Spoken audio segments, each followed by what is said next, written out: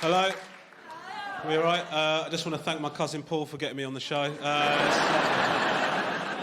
know, I'm breaking boundaries here tonight, right? Because I'm an Asian guy. You're thinking, oh, he's going to be doing multicultural. He's going to be doing brown stuff. I'm not. Yeah? I'm doing sport. And tonight I want to talk about racism in sport, right? First issue up. This man, Yaya Toure, right? He plays for Manchester City. He got racially abused when he was playing for Man City against CSKA Moscow. And he said, you know, if there's something that doesn't get done about this, then he's asking black players to boycott the World Cup in Russia. Now, I had no idea that Yaya Toure was a commander-in-chief of black players. Some of them might be making their own mind up. They're not stormtroopers, mate. And the thing is, I don't understand why that's a threat, saying that all the black players are going to boycott the World Cup. I mean, Russia don't have any black players. So what you're basically saying is, if your fans keep on being racist, we're going to give you the best possible chance of winning the World Cup. What the hell are you on about?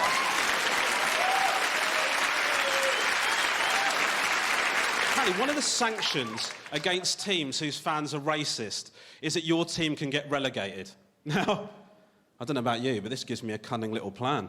Because I think what I'm going to do is I'm going to buy shirts of teams that I bloody hate. For me to be Man United, Chelsea, Three Bridges women's netball team. They know why.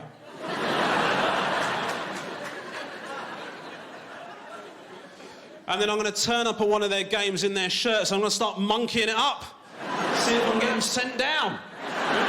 It's a great plan. But it's a little bit complicated for me because I'm actually brown.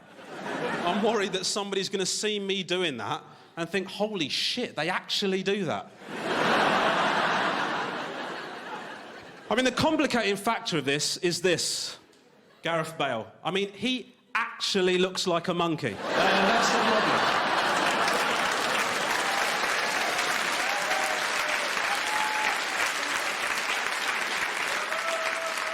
And the issue that you've got here is you can never tell him, right? Because there'll always be a black player on the field. You can't go, oh, oh, oh, oh, and then go, no, mate, I wasn't talking to you. I was talking to him. He actually looks like a monkey. I want to talk about Alex Ferguson. Alex Ferguson, he wrote a new autobiography. Imagine if the title, My Autobiography. Now, this is the second one of his books. It's the second book he's written. The first one was all sweetness and light. It was lovely. The second one, he's properly lost it, didn't he? It's like when you have the first book, I think the first book is like when you're at a work meeting, like an appraisal. Are there any problems? Well, there's a couple of issues, but I think everything's sort of all right. Not that bothered, to be honest with you. The second book is like him at his leaving do. He's a prick. She's a slag. He's been sleeping with her for 6 months, and Neil, when we were at that conference in Cardiff, I pissed in your milk, you arsehole.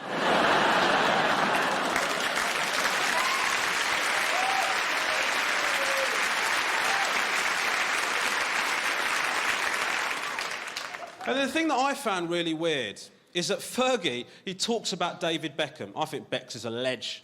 Right, he talks about David Beckham. He sold David Beckham, and what instigated the sale of David Beckham is David Beckham got a new haircut, and then he refused to take his hat off at the table, and then Fergie thought, no, I'm not having this, mate. You can piss off. Now, Ryan Giggs shagged his brother's missus, and he slept with another woman. He still plays for Man United. So basically, what that's telling me is, in Fergie's world, you can fuck around as much as you like, as long as you take your hat off when you do it. Thank you. I'm doing sports news. I want to talk about the first person I want to talk about is Hugo Lloris, the Tottenham goalkeeper. Got a knee to the head, got knocked unconscious. Here's a picture. Oh, shit, bruv. You just got murked. Got a knee straight through the head, yeah? Brad Friedel, the substitute Tottenham keeper, was watching it. Here's what I think his reaction would have been. Have it, mate. He's thinking, come on. I'm going to finally get on. Yes, it's finally going to happen after all this time. The manager, Andre Villas-Boas, he said to him, you know, are you OK to carry on? And he said, yeah, I'm absolutely fine, Mum. The medical staff, the manager, the referee, they all thought he should go off, but then he said he wanted to carry on. If you're in a situation where you've got to decide where somebody's got to carry on, the last person you ask in that scenario is the person that is technically dead. If you were a co-pilot on a plane, right, and the lead pilot fell unconscious, and instead of letting you take over, they just went, well, should we see if this guy wakes up from the coma? Right, you'd be a bit pissed off, wouldn't you? If I got knocked unconscious before coming on here, they wouldn't make me carry on. They'd just give my glasses to Chowdhury.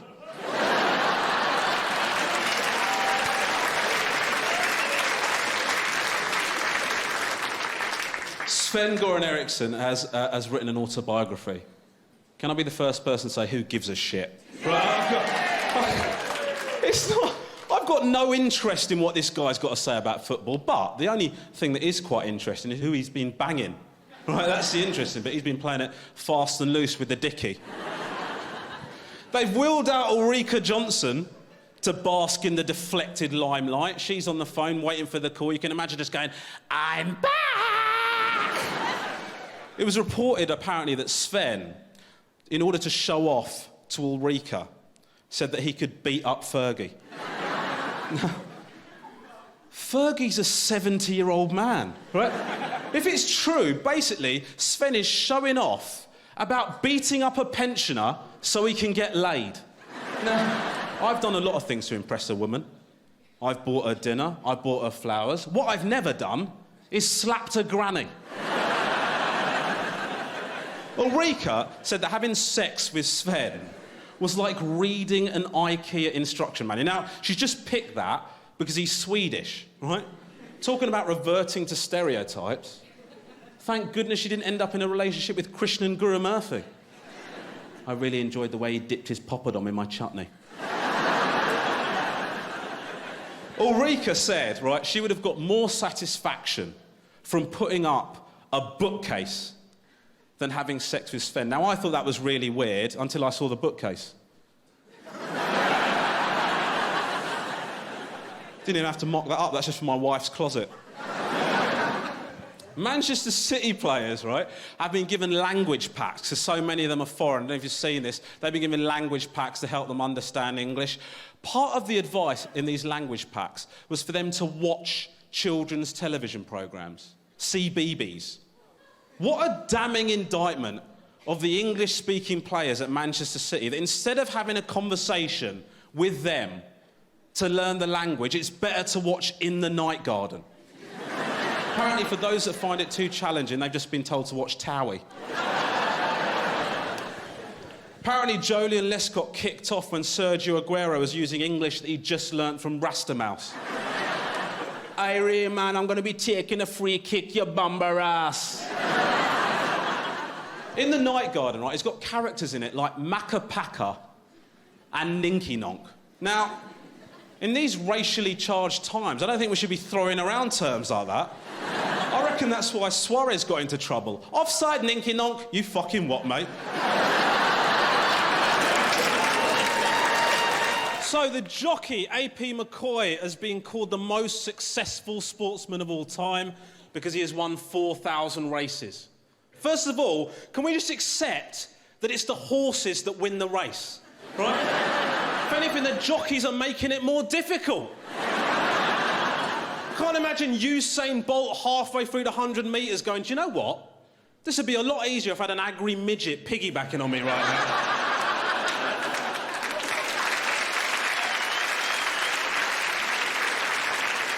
I mean, AP McCoy, he's been winning. He's been winning all of these races, yeah?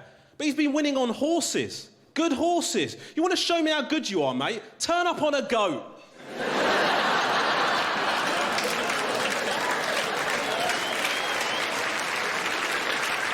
You see the jockey's like jumping and whipping. I just want the horse to turn around and go, do you know what, mate? This would be a lot easier if you just fucked off. Can you do me a favour? Can you just assume that from now on, I am going as fast as I can? Is that all right? The horse cannot win without the jockey, but it's much easier. But the horse is not allowed to win without the jockey. Can you imagine how he would feel? He's beaten everyone in the race. He crosses the line. He's absolutely smashing. He goes, yeah. Oh, fucking hell, he fell off. All he had to do was hold on, the prick. And he couldn't even manage that. What an arsehole. So much hard work for a jockey. The biggest achievement of being a jockey is keeping your weight down. Losing weight, getting lighter. You're trying to be as light as possible. How heartbreaking has it got to be for you as a jockey? No matter how light you get, you will never be as good as if you just weren't there. It's actually better for you to call in sick.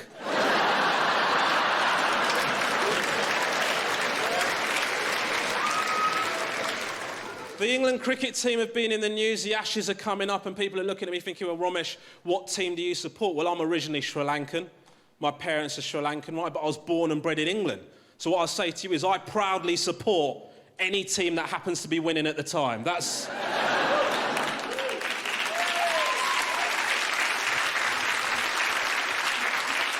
I mean, I'll be honest with you, I can even support Australia if I want.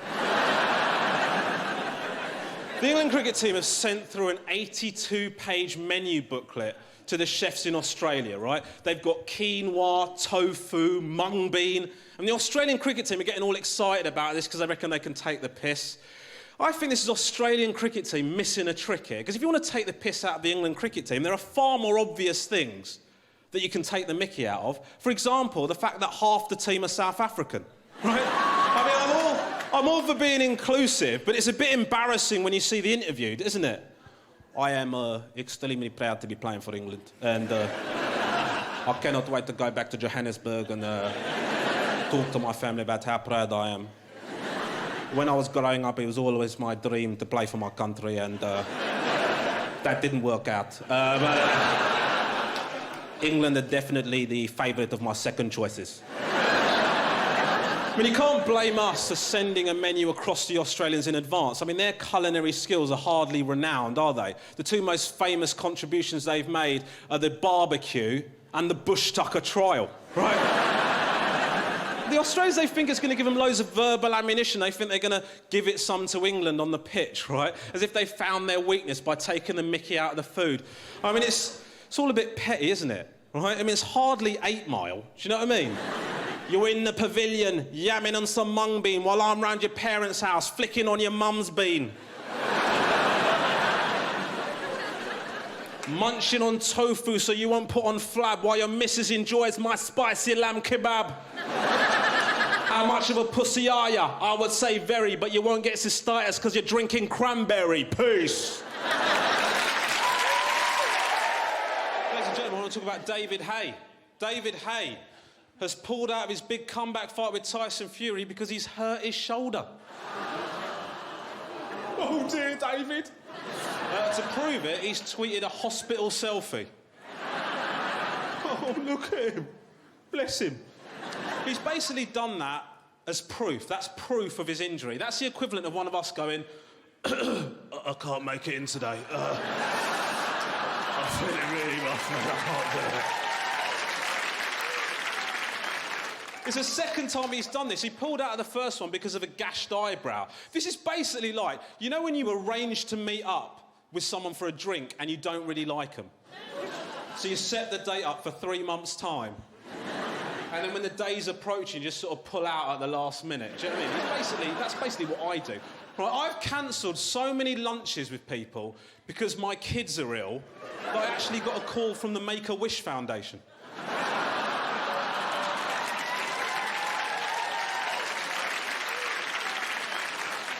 I don't know if you're aware of this. David Haye does not allow himself to have sex for 6 weeks before a fight. And now he's retiring, he can do it whenever he wants. And what this also means is that, you know, I've been married for 3 years, which technically means I am always prepared for a boxing match.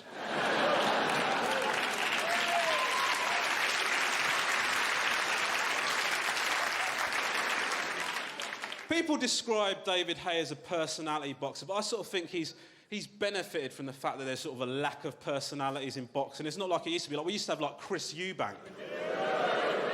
I'm more than a pugilist. I don't understand. Why is this man talking about my mother? They have Mike Tyson, which is basically the same as Chris Eubank, but American. I'm a pugilist. Why is this man talking about my mother?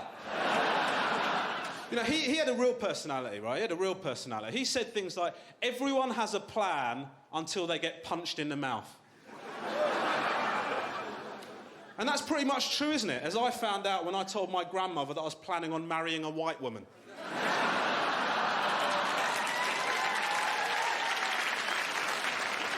Mike Tyson this week has brought out an autobiography. Mike Tyson is so batshit crazy that he got a face tattoo, and that's probably one of his better life decisions, right?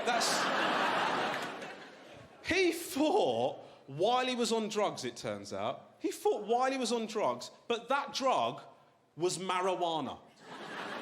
So all this time that Mike Tyson is behaving like that, he was chilled out, right? What the hell would it have been like if he sobered up?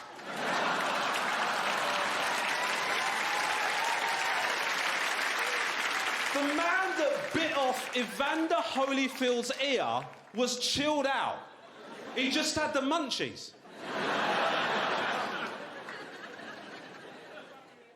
So, the England football team, this week they've lost to both Chile and Germany. It's hard being an England fan, right? It's hard being an England fan, because one minute you think you're going to win the whole thing, and the next minute we think we're the absolute shittest thing ever. Do you know what I mean? I go, what the hell are you doing, Rooney? He's crap, isn't he, Rooney? I told you, he's crap. Rooney, a crap Rooney. Rooney! Rooney! Rooney! Rooney! I told you, mate, he's a legend!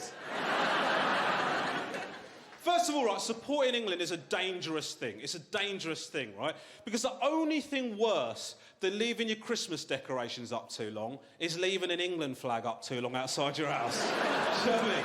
You're definitely sending a message to your neighbours, aren't you? England flag 2 days after the tournament, national pride. 2 weeks after the tournament, national front. Right, this...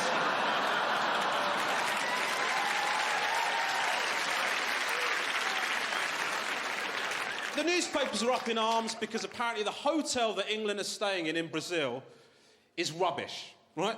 Football players are paid so much, I'm glad they're staying in a shithole, right? But the thing is, let's be honest, the England team's idea of a shit hotel is going to be very different to yours and mine, isn't it?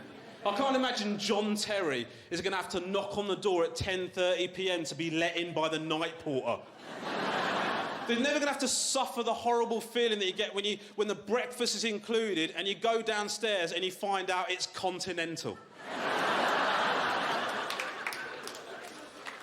They're not going to do what I do, which is where I take the little bottles of shampoo and then I pretend to my wife that I got her a present. Little sachet of something, darling. The toaster. You know the toasters that they've got at hotels? They must absolutely baffle England players. I don't know what's going on here. John Terry, I don't know what's going on. I put the bread in, it's white. Disappears for 2 minutes. It's brown. It's like my worst nightmare. I want to talk about the cricket. England got whipped in the cricket. They got whipped in the first match of the Ashes. I have been so embarrassed by the English performance, I'm actually pretending to people that I'm an Aborigine. Right, that's... I don't have to nail my flag to your mast, white people, right?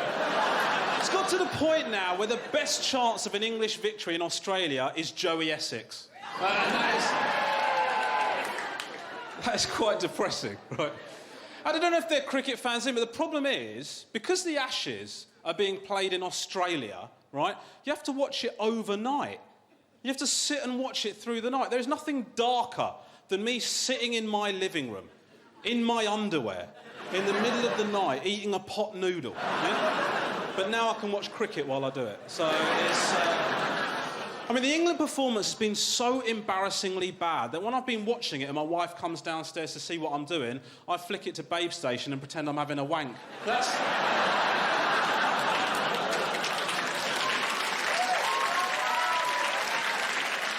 There's been controversy about sledging. Now, I don't know if you know what sledging is, but sledging is a nice word for abuse.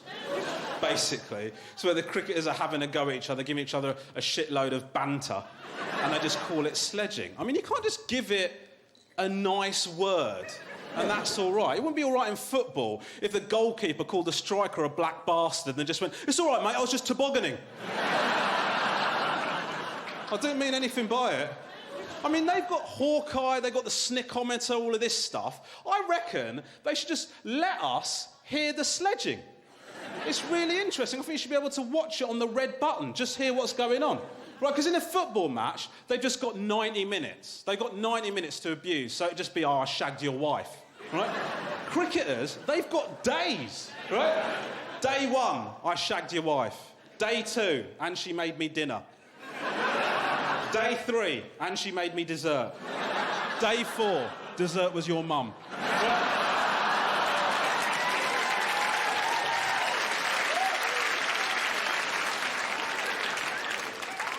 I mean, part of the reason that people, I think, don't give a shit about the Ashes, or some people don't give a shit about the Ashes, is because of the size of the trophy, right? Look at this trophy. That is a joke. You're supposed to be able to drink champagne out of it. You could barely get a Jaeger bomb out of that. I mean, that is not a trophy. That's a trophy. That's the Golf World Cup. You can get in that.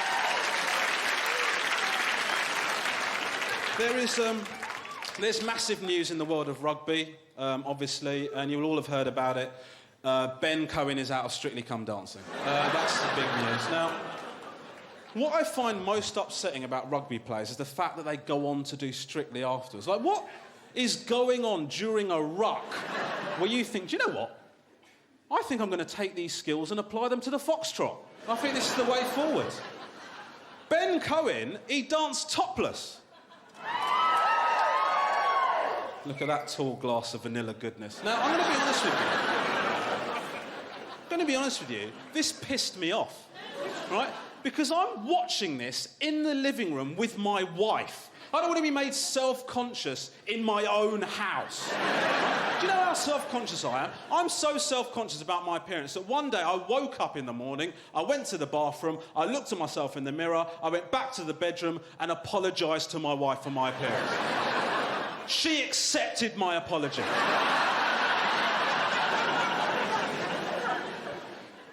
I mean, personally, I don't want to see good-looking guys doing Strictly. I want to see guys like this doing Strictly. Boom. Then I feel better about myself. I mean, gorgeous sportsmen are messing up my home life. For example, my wife is obsessed with David Beckham.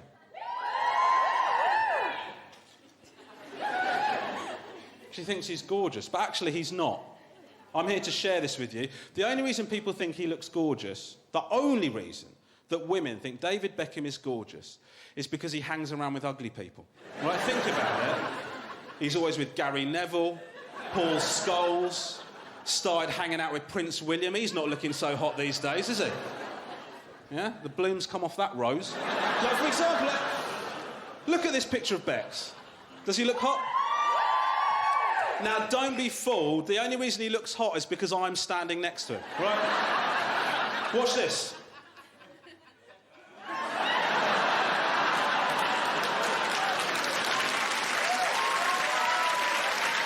Boom. So, your sports news this week. Rory McIlroy won his first tournament of 2013 in the golf. Here he is. Looking very happy about it. I'm very glad that he's won a tournament, right? Because this means he won't be doing any more of those bloody Santander ads. Have you seen these adverts? It's the creepiest bloody advert I've ever seen in my life. Right, basically, for those of you that haven't seen it, there's some people just in their house, Jessica Ennis, Jensen Button, Rory McIlroy just turn up. And then they've got a pet normal person to hang out with. And they're giving them financial advice. They're trying to be normal people. I tell you what, Jensen, if you want me to treat you like a normal person, how about you don't turn up at my house in full Formula One gear, you mental? You look like you just escaped from a home, right? And these people don't even react. They're getting financial advice from sports people. I've been in a situation where I've been sitting in my home, Rory McIlroy turns up with an apple, and you think, oh, hello there, Rory. This is a stroke of good luck, isn't it? I was just sitting here thinking, I wish I could get some financial advice from someone who doesn't have a fucking clue what they're on about. And here you've turned up. Isn't everything coming up rosy? If Rory McIlroy turned up at my house, I wouldn't think, please, could you tell me which bank account I should open? I would think, oh my God, my wife is fucking Rory McIlroy.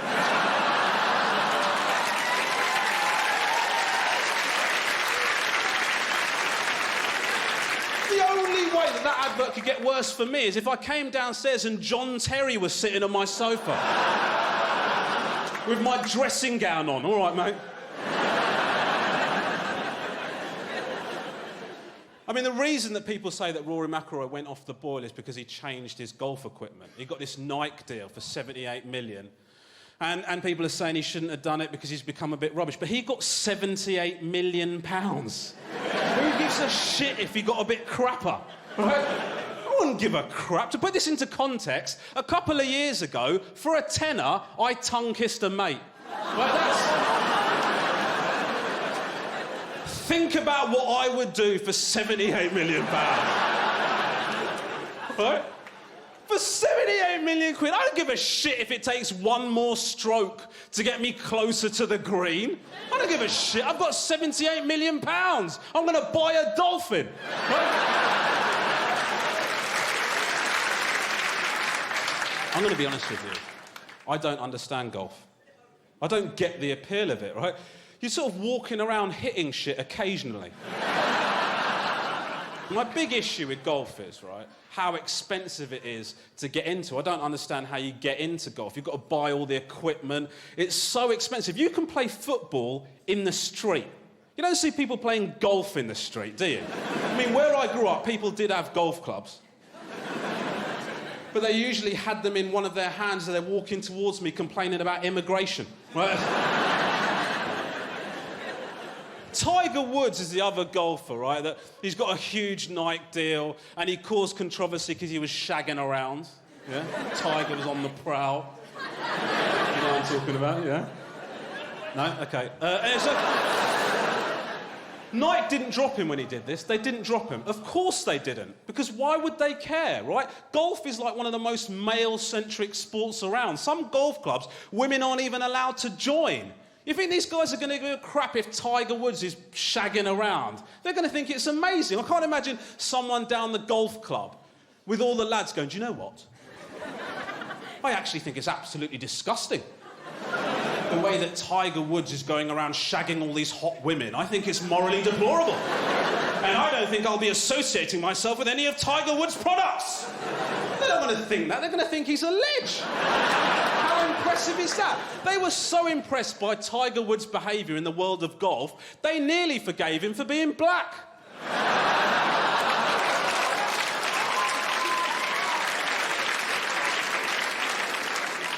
Andre Villas-Boas is a Tottenham manager. He's been getting a bit sensitive because Alan Sugar apparently had a pop at him. He's had a pop back. But what Alan Sugar said, what he actually said was, I'd quite like it if Alex Ferguson was Tottenham manager.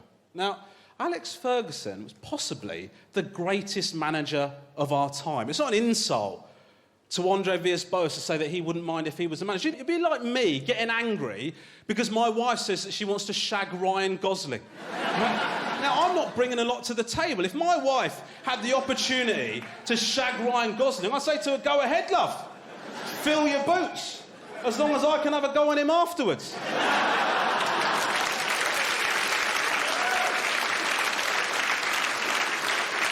Ladies and gentlemen, this has been The Sports. I've been Romesh Ranganathan. Thank you. Good night.